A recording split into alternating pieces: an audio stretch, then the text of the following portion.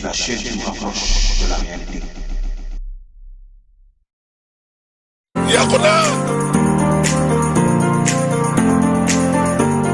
suñu jógee ci déclaration Tchad gis nañu foofu aussi politiciens yu bare ñëw fa indi seen soutien ñoom it à travers Kilifeu mais politiciens yi ñu fa gis aussi c'est de l'opposition gis nañu fa ku mel ni Barthélémy Diaz maire u Sacré-Cœur Mermoz muy une personne de principe une personne qu'on respecte toujours par rapport à ses engagements moi je le dis devant tous les écrans c'est quelqu'un que je respecte ndaxte dama gis ni que ba mu tàmbalee wax boobu ba tey la mu wax rek foofu lay dellu soit ambition bu moom ak conviction muy dëgg même su ma bokkul ak moom position mais c'est quelqu'un que je respecte yoon la mu ñëw aussi indi soutien gis nañ fa ku mel ni Babacar Diop gis nañ fa aussi ku mel ni leaderu Pastef du Ousmane Sonko mais lu jaaxal ni nii tey soo ñëwee indi sa soutien da nga fekk mouvement muy mouvement Y'en a marre yow nga yor sa parti politique muy Pastef am nga droit indi sa soutien fekkeel point de presse mais waroo woon jël ay kaddu mais Ousmane Sonko a fait de graves révélations en accusant le procureur Bassirou Gueye nañu déglu lu Ousmane Sonko wax. Corruption mais dem na lire article 159 code pénal pour corruption il faut mu am un agent public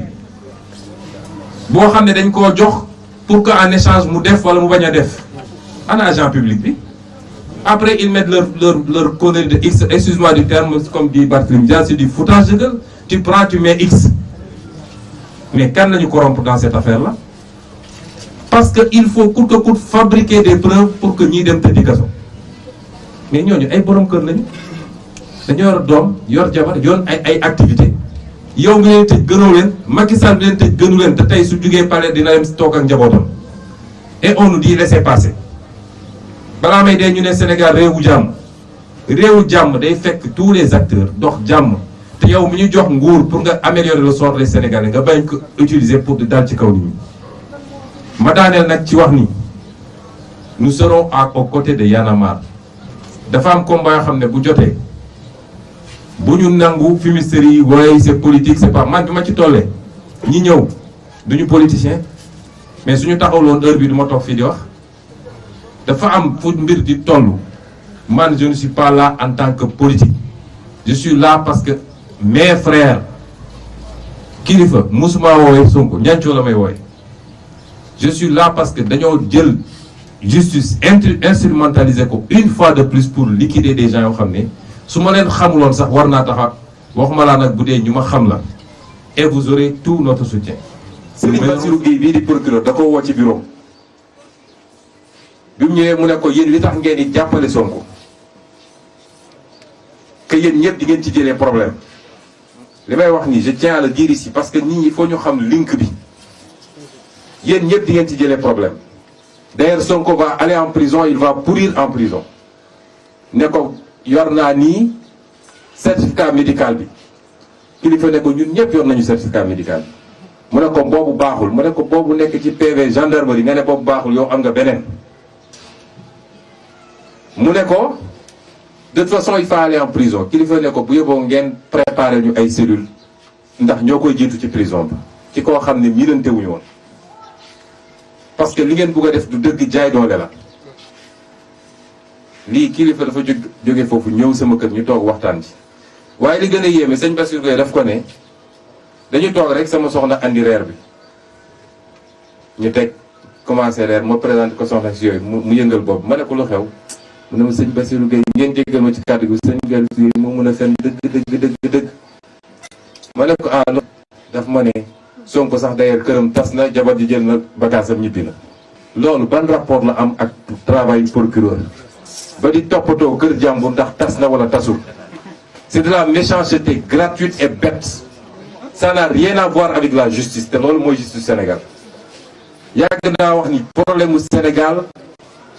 la koy tas dina jóge ci justice te ñeent ci biir justice bi ab procureur la ab waaw ginnaaw bi Y'en a marre defee soutien à l'endroit de Kilifeu Simon gis nañu kii di Ousmane Sonko jiite Pastef ñëw na fa moom it def déclaration mais lan moo bett nit ñi Ousmane Sonko mën na ñëw def soutien mais amul déclaration bu mu fay indi parce que mouvement Y'en a marre moo xewle du ñu parti politique yow parti politique nga yor parce que aussi il faut qu'on arrête di duper les Sénégalais Macky Sall ñi mu tëj dañu am ndey am baay est-ce que Macky Sall moo leen tëj est-ce que biñ leen di tëj Macky Sall fekkee na ko il faut qu'on arrête de prendre tout pour le mettre sur le dos de Macky Sall nous sommes des Sénégalais on respecte tout le monde tey ni Pape Alé Niang amee xalaatam di toog di défendre ñu nit noonu la ñu amee suñu xalaat toog di défendre Ousmane Sonko tu aspires à être le président du Sénégal tey discours bi ngay jox nit ñi Sénégalais yi bëgguñu ko kii diriger Sénégal dafa war a nekk un homme d'État dafa war a nekk un diplomate tey dafa war a am ay kàddu yoom daf ko war a génnee parce que tey sa parole amu fi woon wàll ñëwal j'apporte mon soutien à Kilifeu c'est pas Macky Sall qui les a emprisonnés tey Ousmane Sonko nga ne da nga bëgg a nekk président Sénégal da nga bëgg a changer système nga jàkkaarloog ñaari vidéo ñaari membre Y'en a marre di ci def faux lañ ci def maanaam jox la xaalis jox la passeport pour nga wutal ma que la jël passeport am jox ko nit pour mu tukki ci nga bëgg a cautionner loolu am nga droit soutenir leen am nga droit ànd ak ñoom ndaxte bañ la jàppee da ngeen nekk dañu nekkoon sa ginnaaw bañ la jàppee tamit problème personnel lañ la jàppee woon ndaxte état porté wu la plainte xale bu jigéen muy sénégalais comme yi sénégalaise di Adji Sarr comme yow ngay sénégalais ngeen bokk même droit même titre ci Sénégal moom nga séqal ba ngay dem ca salon de massage ba Macky Sall yëgul man yëguma keneen yëguma def nga am defuma duma ko confirmer parce que sama yoon nekku ci ñoom ñoo jël loolu exposé ko sur le plan sur la place publique comme ni ñuy exposé problème wu ñëpp tey ñi ngay wax nit tey dañu am ndey am baay ñaata nit ñoo nekk ci kaso bi am ndey am baay te ñoo xamante ne ay innocent lañu longue détention yi ñuy wax ñaata nit ñoo fa toog tey jii ba tey jii kenn jugé wu leen lu tax jógoo wax ci loolu tey nga ñëw bëgg a cautionner lii ba noppi nga ne procureur Bassirou Gueye moo wax kilifa lii lu tax procureur ba mu waxee loolu depuis mois de février ba tey jii chaque jour nga def point de presse musoo taxaw wax ko est-ce que procureur tey ak fi mu nekk ak li mu xam dina jóg di wax kilifa na ak kilifa bu mu taxawee wax la ko chaque jour nga def point de presse nga jël ay accusations teg ko ci kii di Bassirou Gueye tey nag kenn bëggul woon dugg ci sa vie privée ñëw soutenir kilifa lan moo ci indi sama soxna ñëw teg reer bi lan moo ci indi procureur nee na këram tas na jabaram dem na yaa indi sa problème nag sur le sa problème privé la yow ak sa jabar c'est privé yaa ko indi place publique tey nag journal People mooy leeral lu tax mu indi ko parce que sa soxna sii di Anna Diamanka dem na yoonam nekkul sa kër sa aawa nga nekkal aawa keroog ba Adji Sarr génnee def sorti am révélation bu mu def jour bi ñëw di ko gis nga ne ko maak sama ñaareel bi dañoo xuloo woon mu bëgg a jubóog man sol robe bu rouge Anna bi mu dégloo loolu dafa confirmer loolu mu xam ne dëgg la mu dem yoonam Anna nekkul sa kër jamono ji tuddee Anna mi ngi si sa kër tey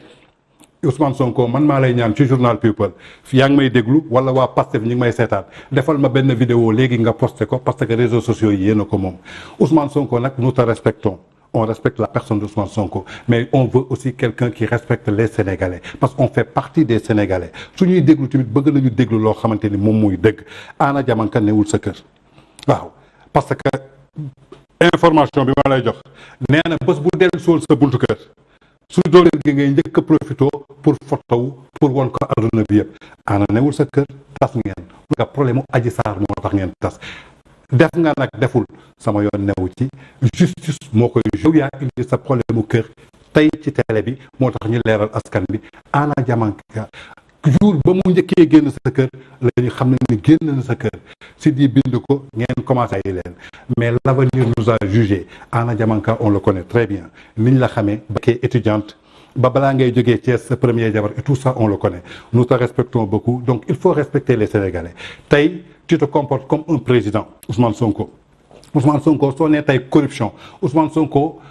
ñun lu ñu remarqué lu bëri da nga toog fii keroog biñ la bàyyee nga def sa point de presse nga ne reconnaître loo légitimité Macky Sall moo tax tu l'as jamais appelé président ñu xool ni ko bi Covid bi amee ba nga taxawee palais yow yaa taxaw ne monsieur le président muy ñaari wax yu méngoowul Ousmane Sonko yaa fi taxaw ci vidéo nga ne doo ànd ak Karim ndaxte reconnaître loo légitimité ba ngeen di def coalition yéen a ngi ko doon woo y a beaucoup de choses ba ci gendarme bi grenade bi lakkoon loxoom ba nga taxawee wax ni loxoom lakkee gendarme bu mu génne dafa méngoo donc nous sommes des Sénégalais tu es libre de le président de Pastef tu es libre choisir sa camp ay nit aussi libre nañu ànd ak yow gëm la mais ku la gëmul tuuti àndul ak yow na ngeen ko bàyyi ci jàmmam ndaxte tey tey képp ku gëmul Ousmane Sonko les leaders de Pastef ñu ngi ci réseaux sociaux yi partout à travers le monde yor ay kaddu yu ñaaw yor ay saaga. Si vous aspirez à être dans un pays démocratique, il faut d'abord nous montrer la démocratie. Depuis lors, Ousmane Sonko, tu fais que des points de presse. Aïssatou Diop Fall wax na ko. Pourquoi doo def conférence de presse, on te pose des questions. Tu es sous contrôle judiciaire. Sa passeport dañ ko confisqué. On t'a accusé quelque chose. Mais tey jàkkaarloog askan bi pour mu gaaw a leer. Jusqu'à présent. Donc je crois que tey waroo taxaw fii di naan Macky Sall ak lépp lu am ñu ne complot. Ousmane Sarr Adji Sarr complot. Kilifeu Simon complot. Mais xanaa dëkk bi léegi complot la ñu nekk ci kaso bi dañ leen complot. Mais il faut que les choses aillent à leur terme. Donc c'est quelque chose boo xamante ni foog ñu wax ko. Te tey su ñu jàppee ni aussi Ousmane Sonko da nga demoon élection en 2019 nga ànd ceeg 5 candidats. ci 5 candidats yooyu tu es sorti le 3e jàppal ni que tey Idrissa Seck moo la ëpp ñooñ tey si dëkk bi Idrissa Seck mooy 2e et jusqu'à présent kan nga ëppale Madické Niang kenn calculé ko woon PUR kenn calculé ko woon tey suñ doon xool peut-être 3e nga nekkoo président tu n'es pas le président du Sénégal tu te comportes comme un président Ousmane Sonko ça veut dire que mën nga soutenir mais respecter les Sénégalais arrêter de dire le complot parce que su ngeen bëggee tey justice dox ci dëkk bi keroog bi des 13 personnes ñoo fi ñàkk seen bakkan toj ay magasins jaamur toj ay stations ay entreprises de jaamur. La vie est chère pourquoi la vie est chère keroog bañ koy toj ba ma demee sama kër yaay dama ko ne du yéen a ngi nii di toj askan bi moo koy fayaat fii quelque temps léppay yokkuwaat et puis c'est normal parce que adduna mooy dox Portugal yaa am na temps ñetti dërëm la doon jar. mais jamono su demee ba tollu fenn mu war a jar 500 parce que c'est normal li am solo la vie est chère mais tey nañu xool cause bi ak conséquence bi fan la il faut qu'on ait des discours responsables parce que ay jeunesse ñoo ñuy xool ay xale ñoo ñuy xool et on aspire à être président de la République mën nga ko nekk yàlla mooy fal te tey jii yéen a ne nguur yàlla moo koy joxe mais Macky Sall moom la yàlla jox Sénégal avec 58,7%. Donc jusqu'en 2024 c'est Macky Sall le président de la République il est le père de la nation tey comment on peut voir des opposants yoo xamante ni chaque jour fu ñu toog ñu ngi saaga seen réew di ŋaññi seen réew di gagner seen président donc il faut qu'on arrête des leaders politiques yoo xamante ni ils en profitent uniquement que benn malheur dal kenn ñu ñëw jaabante fa daaw jaabante woon ngeen Kër Massar bi inondation yi amee nga xuloo ceeg Bougane ndaxte Bougane yóbbu na 10 millions ne nit ñi soxlawu ñu wax nga xuloo ceeg Bougane jamono ji Yewwi Askan bi Bougane bokkul ci coalition mais am na ci droit c'est la démocratie mais ñu jóg di xas Bougane di wax Bougane du opposant Macky la on ne peut pas être juge et partie vous êtes des opposants restez des opposants défendez l'intérêt du Sénégal li ma ko waxee woon keroog opposants yi fi nekk ñëpp amul kenn ku defal dara Sénégal je crois que nag 2019 on est en 2021 2 ans ba tey jii liggéey amu fi opposition bi lu ñuy génn wax ŋaañ Macky Sall laa di su la yàlla falee ci kanam dafa am ñuy jël xeer di la sànni soo taxawee di fayanteeg ñoom sa egg donc le Sénégal a besoin quand même des responsables et qui travaillent pour le Sénégal ñun tey on est d'accord que vous défendez Kilifeu et Simon mais nañ leen défendre ci dëgg bu ñu manipuler le peuple ça je vous le dis vous avez appelé xale yi génn nañu toj nañu yàq nañu tey kan moo perte doomu kan moo dee doomu baadoola ñoo dee ñan ñoo yàqule seen alal tey est-ce que yéen yàqule ngeen tey vous restez dans votre coin ana waajur yooyu xale bi ñu rey keroog unité 22 bal bi fekk fa ana waajuram ngeen xëy di jël ci ay malheuru jàmbur jaabante yëkkati benn somme jox leen est-ce que loolu mën na ko remplacer on est dans un Sénégal dëkku jàmmale dëkku paix la am na yoo xamante ni du fi am tey un président de la République da ngay nekk homme d'État en commençant par Abdou Diouf qu'est-ce qu'il a été gouverneur à 25 ans premier ministre puis président Ablaye Wade a été combien de fois ministre d'État combien de fois Ablaye Wade a fait la prison pendant 25 ans d'opposition mais musuñu dégg ay waa PDS yu taxaw di saaga je connais très bien ce que je dis ndaxte 93 fii la ma fekk bi Ablaye Wade di ñëw def meeting Podor gi à 7 kilomètres lañ dox dem jëli ji ko donc tey un Macky Sall il a été directeur de société il a été président de l'Assemblée nationale il a été ministre il a été premier ministre avant d'être président Ousmane Sonko qu'est-ce qu'il est aujourd'hui en part un simple fonctionnaire ban état la am Ousmane Sonko tey est-ce que jaar na ci mairie na wuti mairie Ziguinchor wala mu wuti mairie cité Kër Góor gi mu wuti député assemblée am na député assemblée nationale su ko amee ba pare ñu soog a xool lan lay doon mais na jàpp ni que ci élection yi ñu génn il était le 3e Idrissa Seck est devant lui donc élection yooyu su dee dañu bëgg a respecter démocratie il faut qu'on sache ce qu'on dit donc du lépp lu am ci dëgg bi rek ñu taxaw ñu ne complot la wala du complot comme je le dis chacun est libre de dire sa pensée on te respecte ku mu neex nga ànd ak Ousmane Sonko ku mu neex bëgg Macky Sall ku mu neex bal mais pourquoi ku bëggul Ousmane Sonko rek dañu war a taxaw Sénégal di ko saaga et yéen sénégalais yi ngeen aspiré wu kooku suba peut-être mu nekk suñu président franchement parler nañu dellu soit suñu xel xool c'est quoi la démocratie nañu àndandoo liggéeyandoo Bougane Gueye nii barki démb leen ci coalition mais foo tourné ñu ngi koy saaga mais am na ci droit on est dans un pays démocratique tey su ko neexee coalition bi arrangé wu ko mais du ci ànd donc je crois que tey discours yi nga yëkkati ak propos yi nga yëkkati teg ko ci Bassirou Gueye je crois que c'est des accusations très graves parce que Bassirou Gueye fekkee woo fu mu koy waxee ñun fekkee wuñu fu mu ko waxee kilifa def na point de presse.